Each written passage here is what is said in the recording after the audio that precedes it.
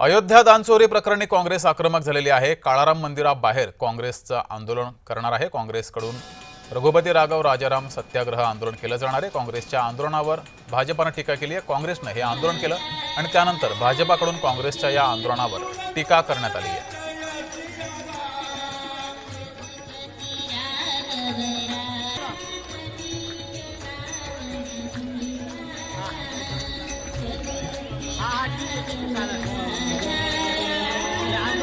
राम मंदिर आंदोलनातला एक चेहरा हा भाजपा आणि आरएसएसचा होता।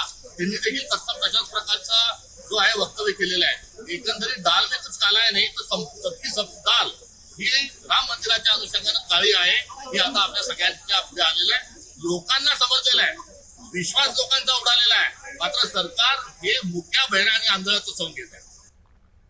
काँग्रेसवाल्यांनी आता जणू काही आम्ही राम भक्त आहोत, त्यांच्या एक लक्षात आलं की आता रामाचे पाय धरल्याशिवाय आपल्याला हिंदू मतं मिळत नाहीत आणि आपण आता पुन्हा सत्तेमध्ये पुनर्स्थापित होऊ शकत नाही।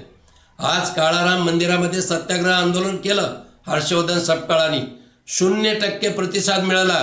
कार्यकर्ते आले नाहीत आणि रामभक्तही आले नाहीत, कारण रामभक्तांना चांगलं माहिती की त्या चोरी प्रकरणाचं सत्य काय।